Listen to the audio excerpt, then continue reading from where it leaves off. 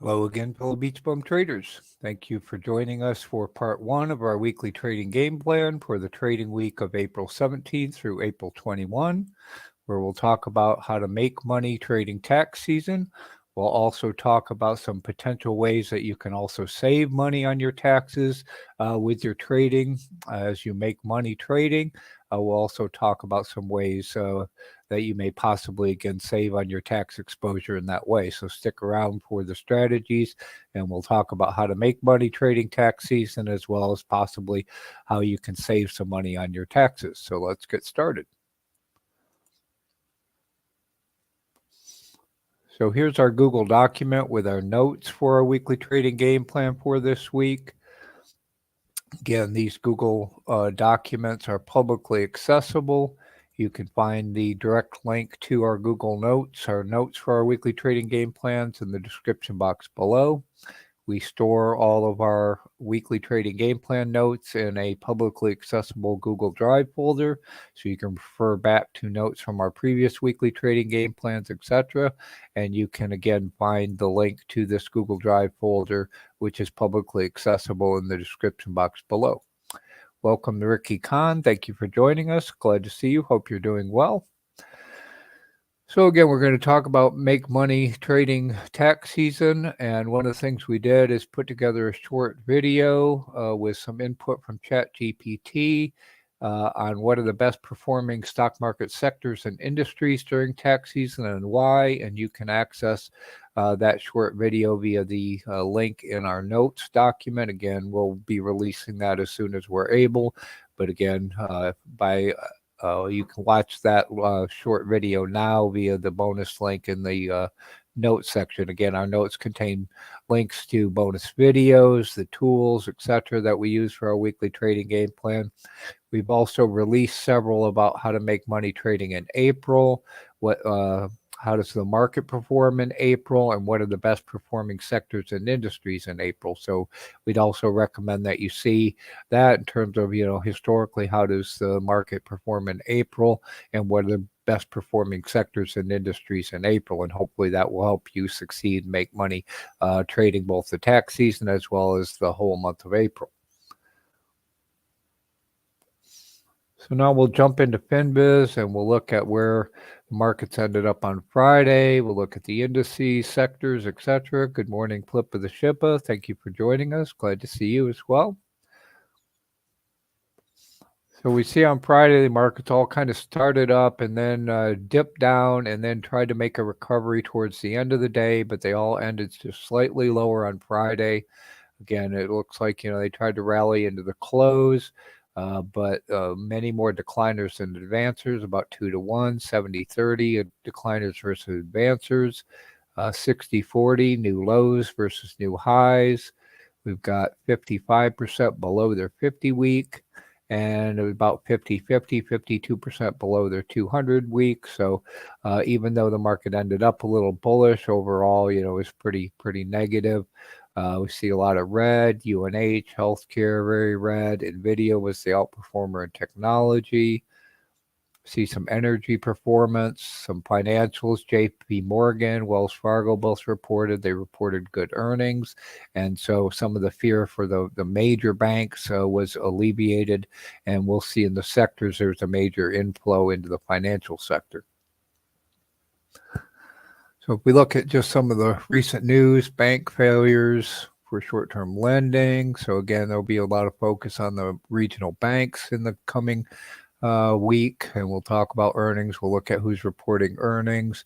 Again, the majors did well, so that alleviated some of that fear. Bitcoin up over 30. Some news on Brazil, and Dow losing 100 points, fourth straight positive week. And we'll see how each of the indices performed in a minute. Crude oil, so again, up over 80. It's been sitting, high of about 83 or so.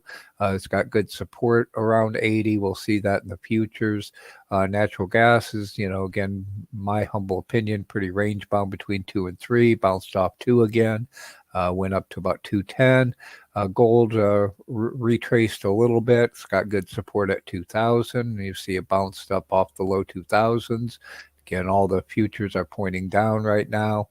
Dollar was weakening and then it strengthened slightly again. So we see that bounce in the euro back about 109 or so. And we see all the treasury yields went up. And again, we'll see that in the futures as well. So the yields were declining for some time, and now we see a bounce back in the treasury yields. Still, significant inversion in the curve, but that has been shallowing out a little bit as well. Welcome, Easy Mike. Thank you for joining us. Hope you're doing well. Glad to see you.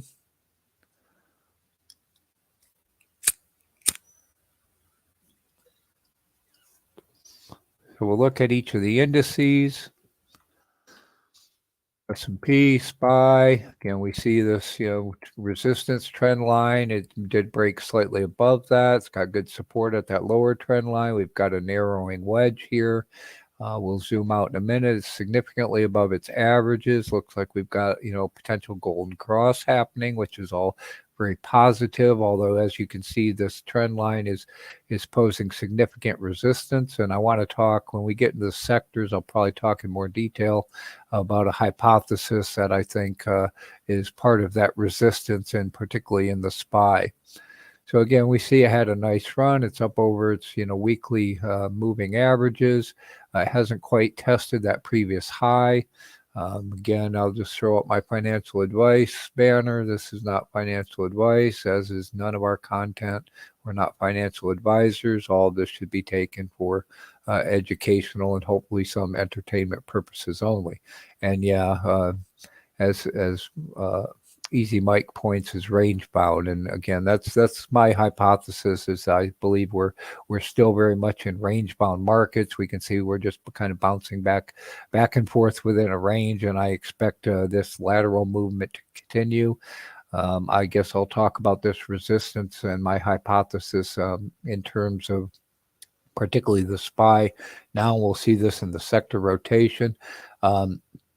But again, I think that institutions are rotating their money. The money managers, the hedge funds are rotating money very quickly between sectors.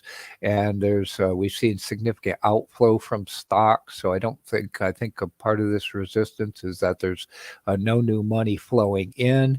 And again, they're just rotating sectors. So for this to really break the overhead resistance that we're seeing, I think we're going to have to see some new money really flow in. Otherwise, I just think we're going to see continued sector rotation, and it's going to pretty much, bounce within this range.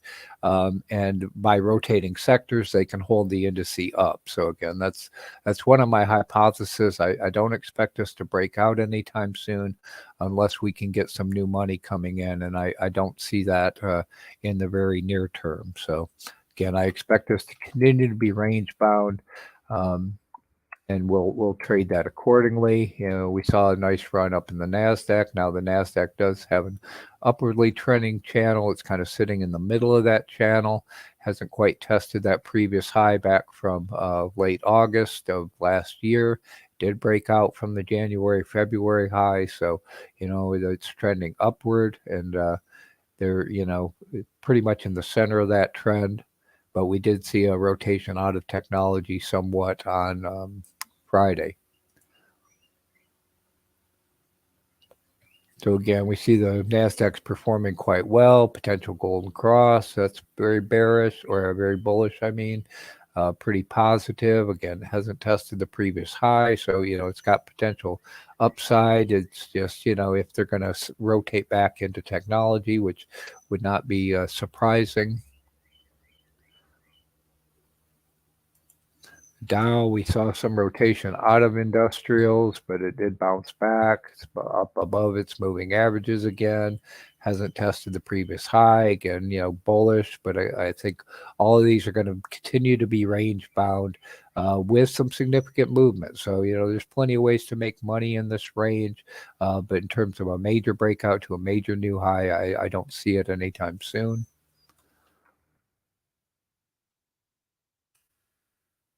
Morning, MD. Thank you for joining us. Glad to see you as well.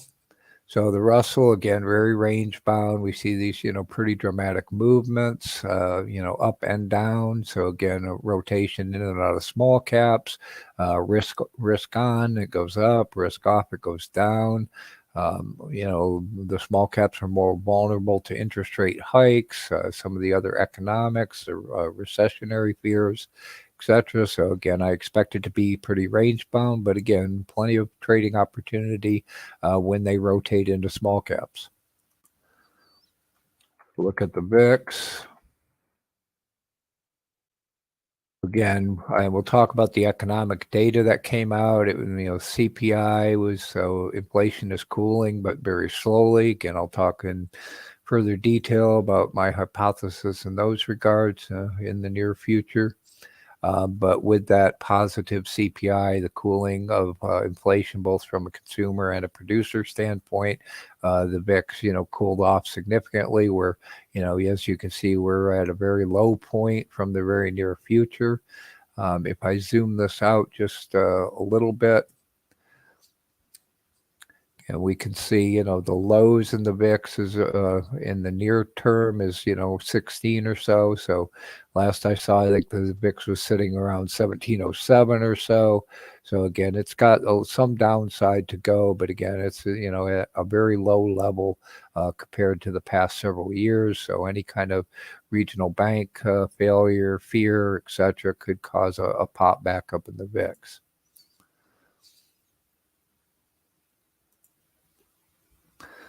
So now we'll talk more about the sector rotations. Again, as we've been talking for weeks, I think this is the theme. We're seeing the indices are very range bound. So again, I think the name of the game right now is playing the sector rotations. These rotations are occurring pretty rapidly. So, a day or two, they're rotating in and out of different sectors. It's not a great environment, both in terms of the range bound nature as well as the sector rotation. It's not a great for my style of trading, which is longer term swing trading. But if you're a shorter term swing trader, scalper, etc., again, there's plenty of ways to make money in any market, and that's one of our primary messages on our channel is there's plenty of ways to make money in any kind of market. So let me grab a drink and we'll go through the sectors, the groups in Finviz, look at the industries. We'll see the sector rotation.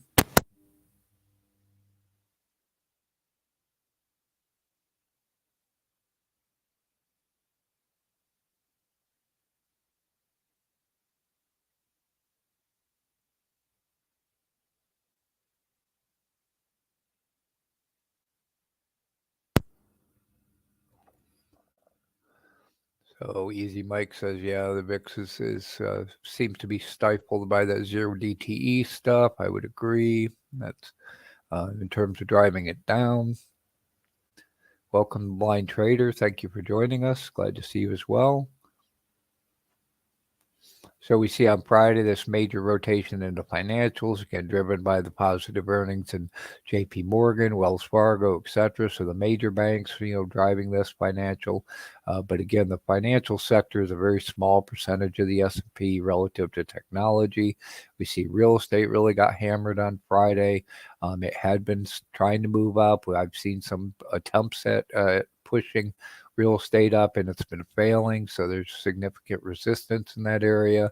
See a little bit up in energy, a little bit out of technology, out of healthcare, out of basic materials. Although we see, longer term trends, energy and basic materials both had good weeks, and the financial sector again pumped up on Friday. And again, we see real estate and utilities were the laggards for the week. Again, technology, just slightly negative. For the month, again, the recurring theme, energy, basic materials. Again, real estate's the lowest performer. So it seems like, they're trying to rotate into real estate, but again, it's been failing. There's a lot of issues with commercial real estate, office in particular, and I think that negativity is holding it down. So they are attempting to rotate into it, and it's just failing. So again, you can watch this, on a daily basis, see where they're rotating into. Again, these rotations have been very short-lived. So on one day, utilities might be at the top, and then the next day, technology might be at the top. And so again, if you're nimble, you can take advantage of that sector rotation. Again, banks, we look at the industries.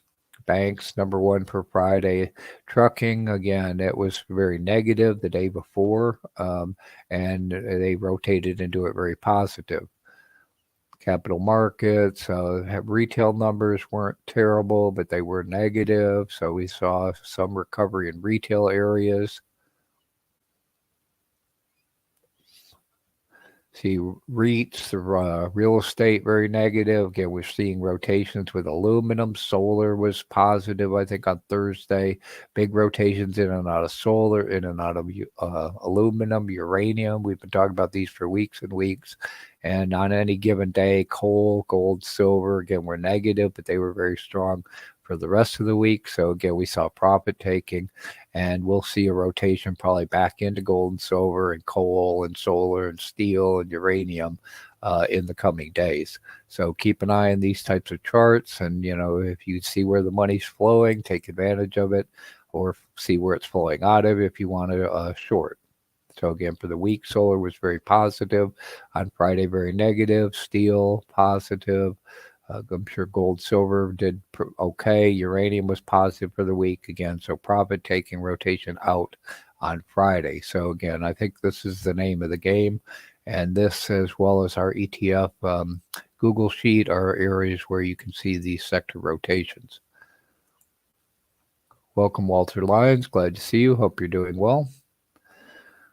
So let's quickly talk about some of the economic data. I'll whip through my notes, and then we'll also look at the economic calendar and investing.com, look at some of the further data we got last week, what's coming up next week.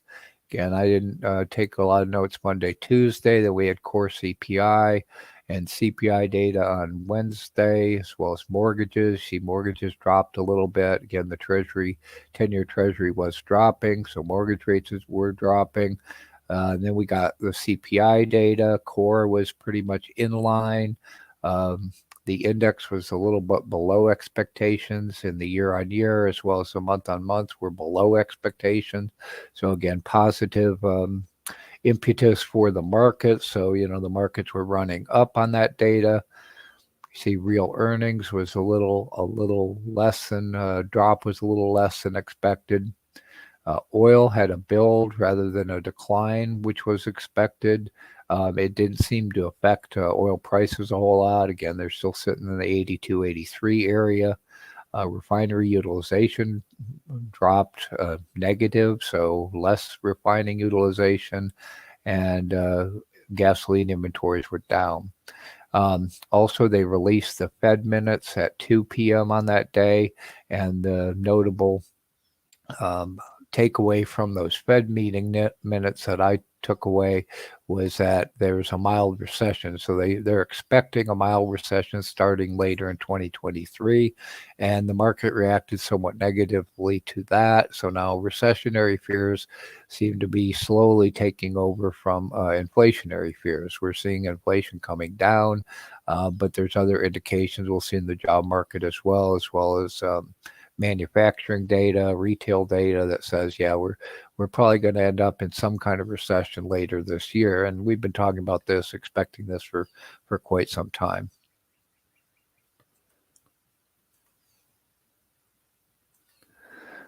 So then Thursday, we got PPI producer data. Also, just as a FYI, we recently released some short videos on what is CPI, what is PPI.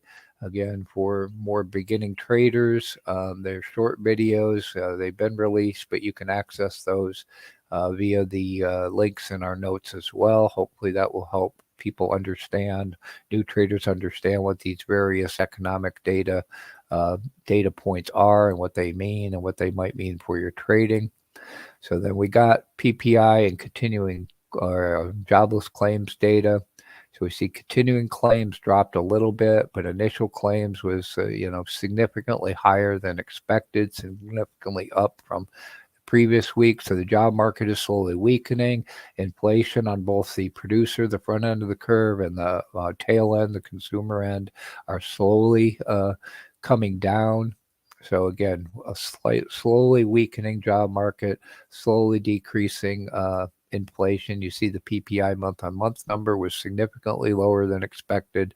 And again, that was viewed positive by the market in terms of thinking that the Fed might not have to be as aggressive, although I believe the odds of a 25 basis point hike in May is still in the 60 to 70% range. As we've been discussing for quite a while, I personally expect they'll hike 25 in May and then probably pause at that point. But again, my personal opinion, not financial advisors. But again, that's I'm expecting a 25 basis point in May and then a pause.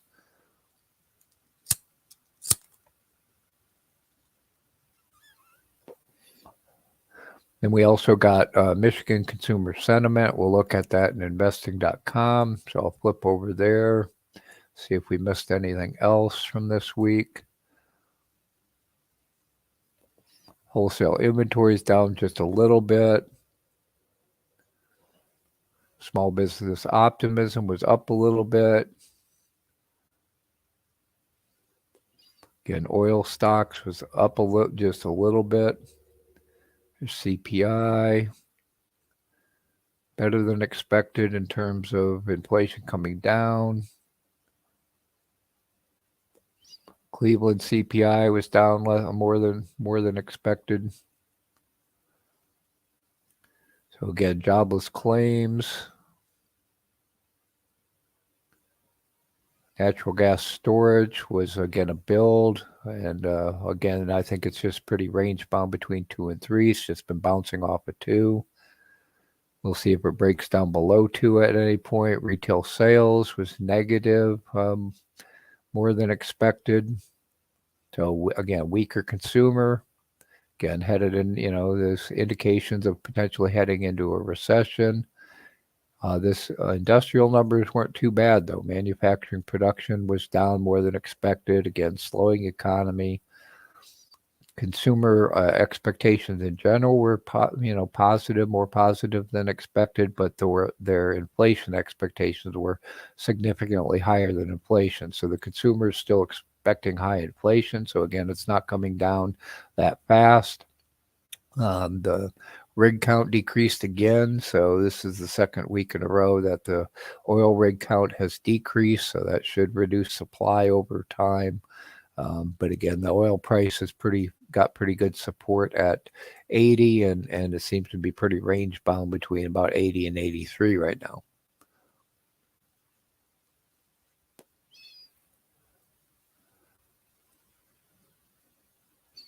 Just checking the comments. Seems like you guys are having a good discussion, so that's great. I'd love to see all our traders helping each other out.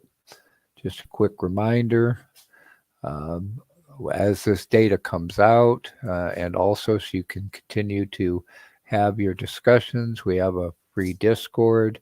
Looks like it's having some loading issues right now, but you can find an invite to our Discord in the description box below, so you can carry on these conversations. Again, we've got a great group of traders who help each other out. We're all here to help each other succeed in our trading careers. So join our Discord, and again, we can continue these conversations all the time in our free Discord. Again, it's free to join. And as this economic data comes out, I try to post it in the Surf the Markets channel. And then we also, as you can see, we have a feed from this Walter Bloomberg Twitter account. And so interpretations of these economic data, additional news, etc., gets automatically posted in the Surf the Markets channel in our Discord. So again, great way to get the data quickly is via our Discord. Welcome, Doug M. Thank you for joining us. Hope you're doing well. So we'll see the economic data for next week. Not a whole lot. Monday, Tuesday, building, housing. Again, housing's, pretty much in a recession. We get, mortgage rates, typical crude oil inventory, typical data. We get our typical updates to jobless claims on Thursday. So again, we'll see if that continues to show a weakening of the job market. And then, typical data on Friday. So not a whole lot of events, not a whole lot of new economic data this week. While I'm here, let's whip through the earnings quickly. So you can see, you can just hit the earnings calendar here. So you can see we've got some of the regional banks starting to report on Monday. Got somebody coming out, a foreign bank coming out on Sunday. We've got some transports. Again, there's going to be a lot of focus on these regional banks. Any fears of further bank failures. Schwab has been kind of grouped in with the regional banks and has declined significantly. So we'll have to hear what they have to say. Again, this could cause some volatility if there's any risks in any of these regional banks. So, again, quite a few of those. Got some pharma. We got Bank of America, Netflix Tuesday. So then we've got some defense, Goldman Sachs. So again, we're getting into the heart of earnings season again. And again, there'll be a lot of focus on the banks. And then other, companies, if they report poorer than expected earnings. Wednesday's Tesla. So again, it's going to be a big week on earnings. You can see our video about how to play earnings. And I would definitely look through this earnings calendar and see which ones may be of most interest and impact to your trading via this earnings calendar, both on investing.com. And we'll show you in a second where you can see a near-term one in Webull as well. So we hope this all helps.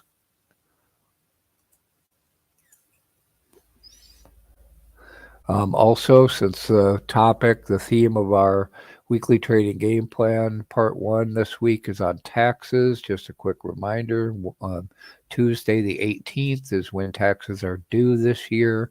So hopefully you all are in good shape with your taxes. Again, we'll talk about if you need assistance, we'll talk about that near the end. But again, be prepared. Taxes are due on Tuesday, the 18th, which is also the last day you can contribute to an IRA for 2022. So you can still contribute to an IRA and have it counted for 2022 up to tax day. So that's an important factor. If you have the opportunity to contribute to an IRA, and it would benefit you for 2022. I would highly recommend you get that in before Tuesday. And we've got the next FOMC meeting is May 2 and 3. So I didn't see a whole lot of Fed speakers. They might be entering their quiet period now. I didn't see a whole lot of Fed speakers this week. Last week, again, we had a number of Fed speakers coming out, and that was causing some volatility as well. They're continuing, to say they need to do more work on inflation. And again, that's my opinion as well, is we see inflation's coming down, but it's very slow. We see the job market's weakening a little bit, but again, very slow. I think, all these factors are going to take a significant amount of time to take effect. And so I think this is going to be a slow grind of slowly decreasing inflation, slowly weakening of the job market into a recession later this year, as the Fed officials noted. So also just a quick reminder, we have a channel in our Discord for earnings reports. So again, if you join our Discord, as the earning reports come out, we have a automated feed. So those earnings reports will be automatically posted in our earnings report channel. So again, more reasons to join our free Discord. Okay, so let me grab a drink a second, and we'll jump over and look at the market screen in Webull. Let me check the chat, see what all I'm missing. Looks like you guys are having a great conversation. Great to see. Thank you.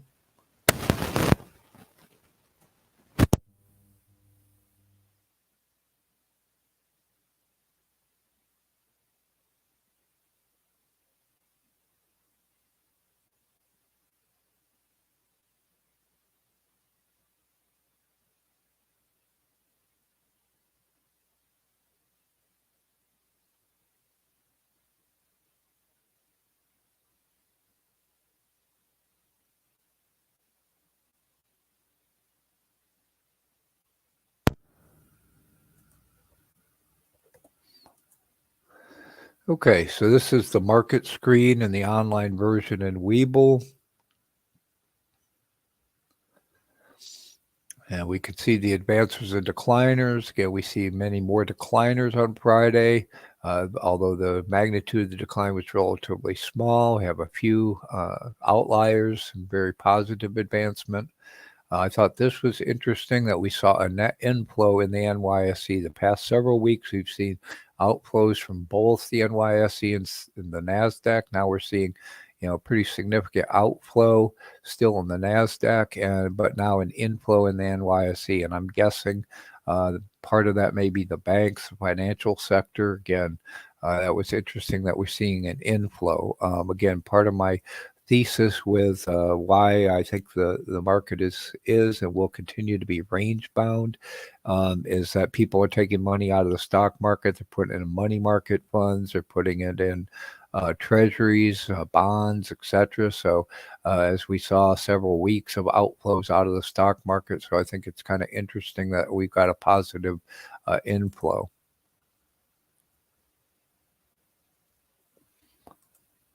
Again, you can see a near-term calendar, earnings calendar on the online, on the market screen in Webull via calendar earnings. You can also see dividends and splits. So we can see, who's coming up first, whether it's during market hours, before market opens, after market close. So again, you can see who's reporting, what the estimate is for those earnings in the very near term. So I hope that helps.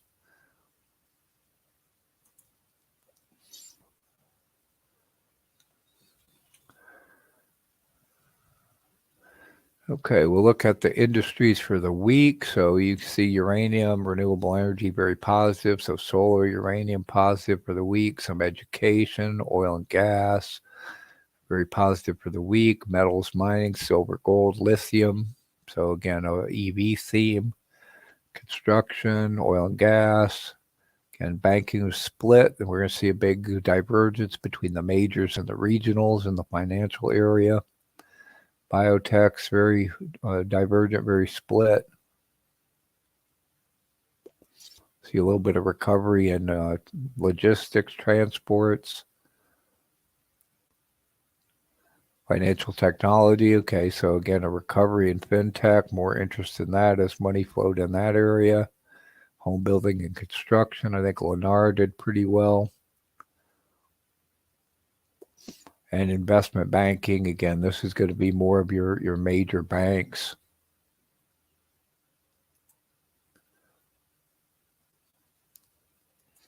Okay, ETFs for the week. See which way the markets are pointing. So bear on the small caps, bear on the Russell, short on China, short on the Russell. So all pointing down right now. Dow is the short on the Dow. SPXU is short on S&P. So right now everything's pointing down.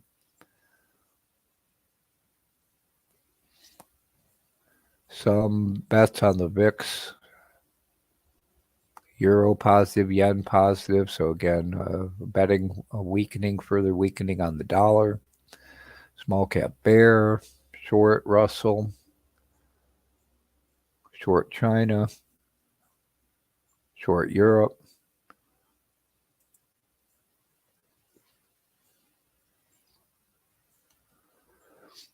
Industries, so pretty red. The only positive there is energy, basic materials, consumer cyclicals, looks like construction. So pretty red. Again, from Friday, little financial services. Again, the financial sector got positive on Friday. Precious metals, natural gas positive on Friday. Carbon's been a theme. Again, precious metals, copper. So we'll see that in the futures as well.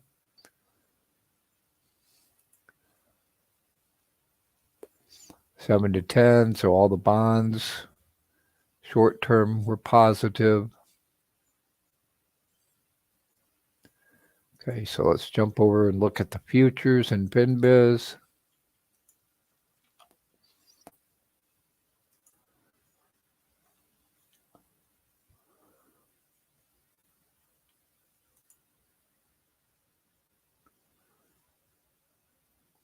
Welcome, Shippin H. Thank you for joining us. Glad to see you here as well. Hope you're doing well. So the futures, okay, we see the Dow had a nice run. Looks like a doji indecision. Same thing with S&P. So again, I think they're testing those resistance points, and I think they'll continue to test those.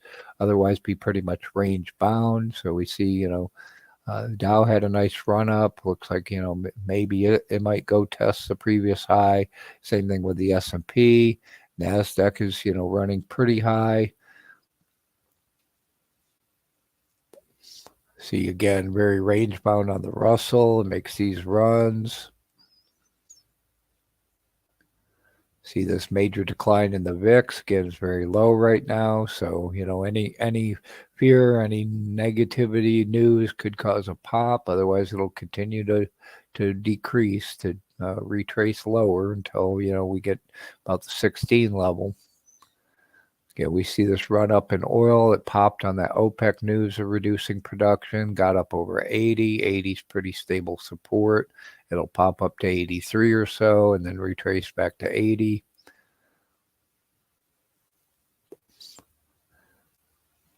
See, natural gas, again, it's got a floor at 2. I think the low point's in the 175 area, but that 2 area seems to be pretty significant support. It's tested there and tweezered off of that 2 mark and then just bounced up. But again, pretty range bound between 2 and 3 right now.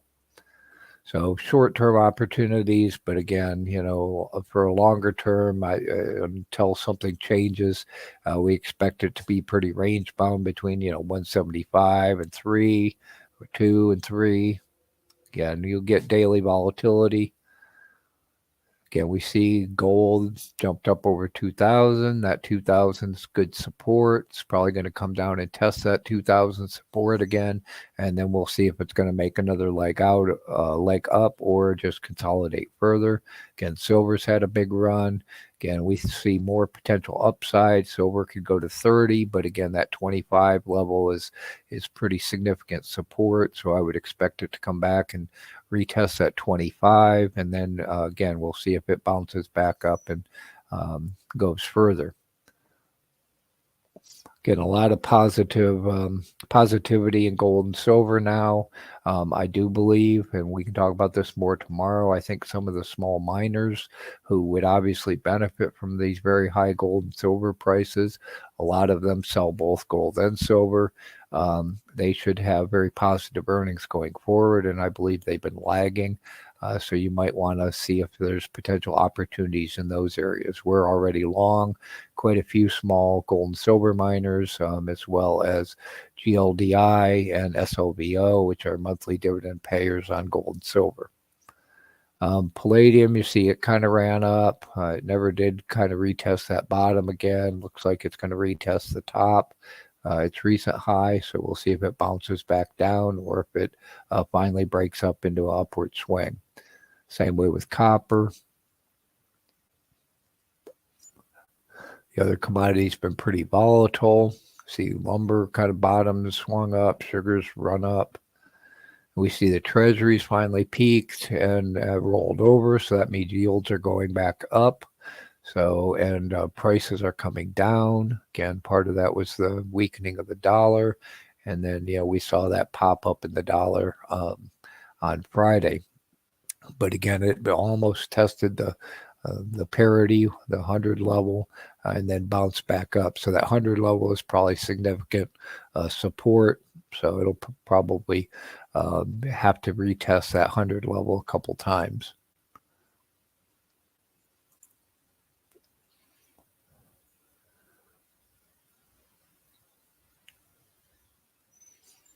Okay, so let's talk about our strategies. We mentioned also, we've got a news feed in our Discord, so you can get the news in the Discord. So let's talk about taxes in general.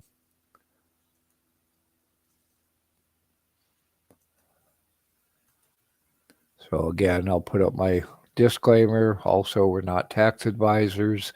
We're not CPAs. So all of this is for educational purposes only.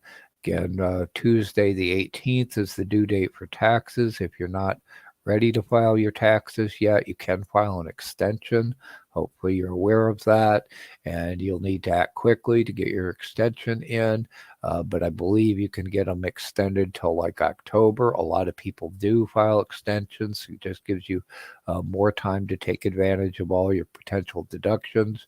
Um, if you need any assistance with filing an extension, with your taxes, etc., with your business structure, what's the best tax structure for your businesses, etc., we use and recommend Mark J. Kohler. You can find a link to Mark J. Kohler in our description box below. And again, this is who we use to consult with on any tax matters and or any business structure questions that we may have. Again, they're not cheap, but they're very good. So again, we would recommend if you have any questions or concerns from a tax or a business structure standpoint, we would recommend Mark J. Kohler. Again, you'll need to act quickly to file an extension if you need one, but then that will buy you some time to get your taxes in proper shape and also get them in on time so you don't get penalized. Also, I wanted to, talk about, how can you minimize your future tax exposure? You probably have heard me talk about that we do most of our trading in retirement accounts and Roth IRAs, 401ks, and that there's significant tax advantages to all of these. They call them tax advantaged accounts. They're retirement accounts. And there's different types. I've heard people talk about, pay me now, pay me later, or tax me now, tax me later, or never tax me. And the Roth IRAs is the never tax me, because once you put your money in there, you're putting it post-tax money in. You've already paid your taxes on that money. And once you do that, any gains, any dividends, etc., you earn within a Roth IRA are not taxed.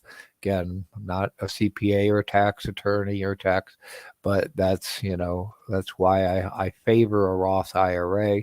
Is any of our gains, pay capital gains taxes, etc. And if you've owned a Roth, I believe it's for more than 5 years, you can withdraw your contributions tax free. Now, not your earnings, your gains, but you can withdraw anything that you've put into it. I believe it has to be in existence for 5 years. Again, I'd recommend consulting with a CPA or someone at Mark J. Kohler, but part of the message I'd like to convey is, get your, if you're new, if you're young, get a Roth IRA started and start putting some money in there.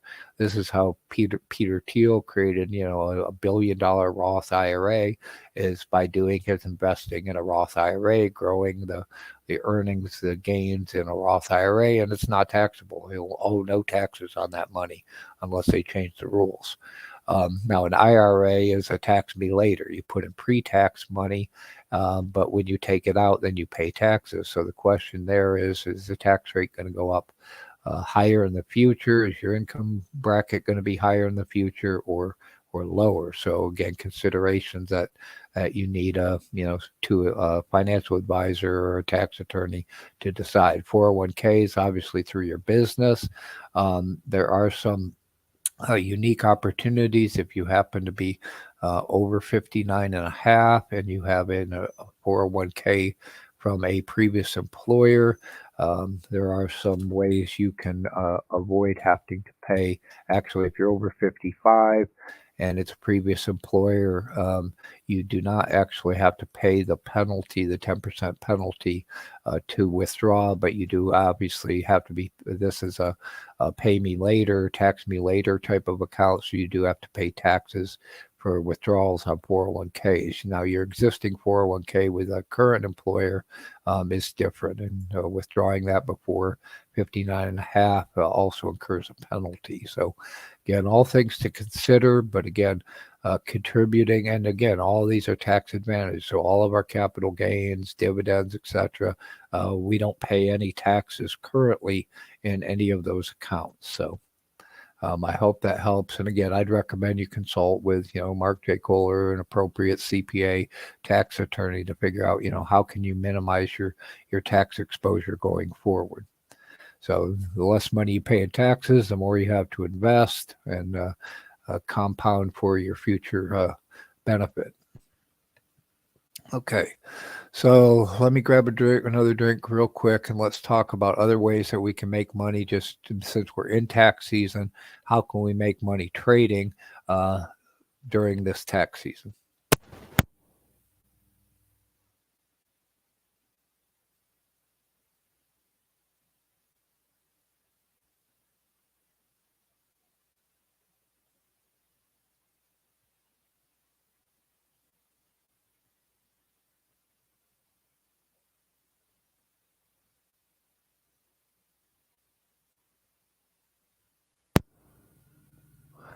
Okay, so another consideration with making money trading tax season is we know that people are going to get refunds. Uh, and typically people tend to underdeduct, overpay in taxes. It's just a typical trend, and then they get a big refund, and then they decide, what they're going to do with this, what they consider a windfall. Now, in my humble opinion, I think it's best to, don't overdeduct.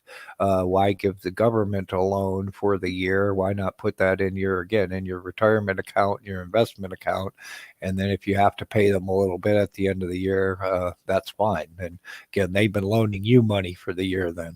Again, my humble opinion, not financial advice, but I would much rather keep the money, invest it, hold on to it. And then if I have to pay them at the end of the year, that's fine, rather than getting a big deduction at the end of the year.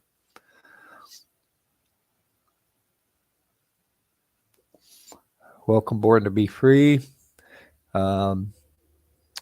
Yep. Hopefully, if you want, I can meet you at the park at 2, or let me know what time you want me to meet you at the park. So hopefully I'll get a chance to meet one of our fellow BeachBum traders at our beach this afternoon. So anybody's welcome. If you're going to be in the Melbourne Beach area, let me know, and we can meet and show you our beach.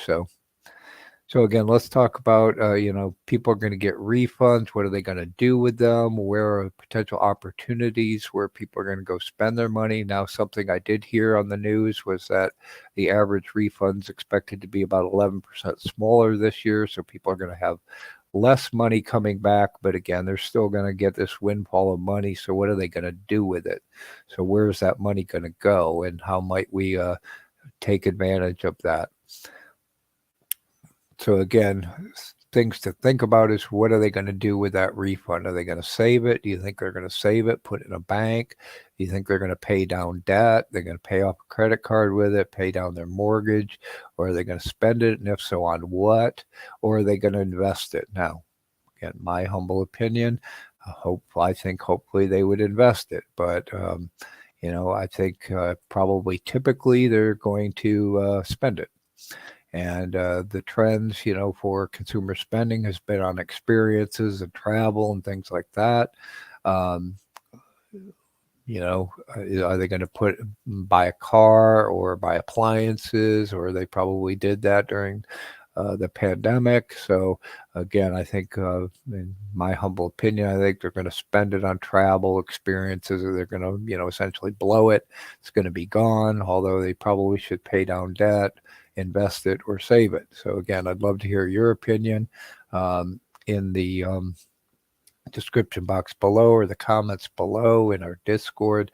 Let me know, what do you think, or what are you hearing that people are going to do with their tax refunds? And then again, how can we invest in those companies where the money's going to take advantage of it? I mean, I've already started to hear about car companies and appliances and flooring, and they're like, hey, use your tax refund to buy our product. We'll take your tax refund and you can buy a new car. It's typical of tax season. So again, what other companies, may benefit during tax season? Again, we keep the conversation going, in the comments in our Discord, etc. But I'd love to hear what you all think.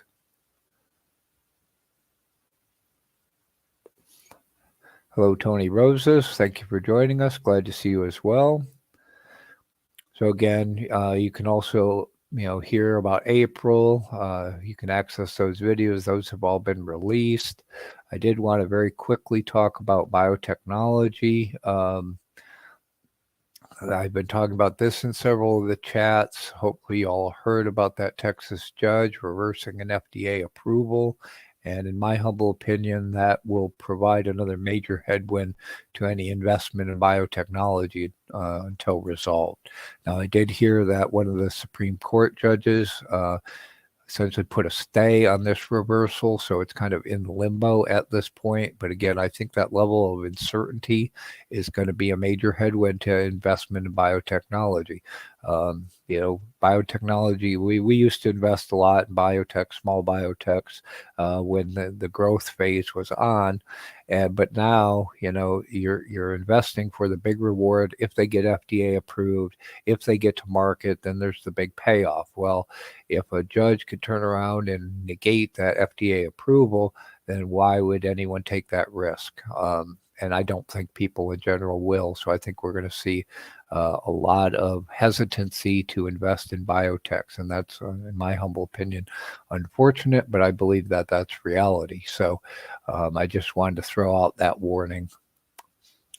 Also, the bank collapse. Again, we might hear some news coming out of some of the regional banks about further risks. The major banks seem to be doing okay, but again, listen for any further risks with the regional banks. We released part 3 of our previous discussions on the bank collapse, so you can access that via the link here and also on our BeachBum Trading YouTube channel. So tomorrow we'll talk more about dividend payers. Again, that's part of our strategy while we're range bound, just kind of chopping in the market. Our strategies for making additional money is piling into dividend payers, and also with option strategies, selling and buying back covered calls, selling and buying back cash secured puts. So again, generating income while we wait for the market to pick a trend and give us a better trend for longer term swing trading. So if anyone has any last minute questions, throw them up in the chat. Again, you can always ask us in the Discord. Just tag us in our Discord. Again, our Discord's free to join. Again, our ID is 7313, so accept no imposters. I banned a couple this morning again. So be aware, check our ID if someone tries to message you. And also you can find an invite to our Discord, as well as links to our Facebook group, links to all our social media sites, etc. on our homepage, beachbumtrading.com, bum without the U. So, all kinds of different ways you can ask us questions, get in touch with us. So again, we welcome any questions that you may have, and any further ways that we may help you succeed in your trading career, make money trading tax season, make money trading, etc. That's why we're here, to help people succeed in their trading career. So again, we hope you like this. We hope you will share this. We'd love to continue to grow our community, and we need your help. We need you to help share our content, our channel, with your friends and fellow traders. So again, we can continue to grow the community for everyone's mutual benefit. So yeah, please share this on your social media with your friends and fellow traders. Let's continue to build our BeachBum trading community. Again, the more people we have helping each other out, the more mutually beneficial it is for everyone. So, okay. Again, if you have any further questions, let us know. Otherwise, tomorrow we will talk about this individual stocks, ETFs, etc. We're putting on our top swing trading watch list for the next week, April 17th through the 21st. We'll look at various ETFs. We'll talk about dividend payers. We'll talk about options, opportunities. And so, again, we hope you all join us again at 10 a.m. tomorrow. And we'll talk about part 2 and what's going to be on our watch list for the week of April 17th through the April 21st. So thank you for everyone that joined us in the live chat today. And I hope we'll see you all back here tomorrow. Have a great day.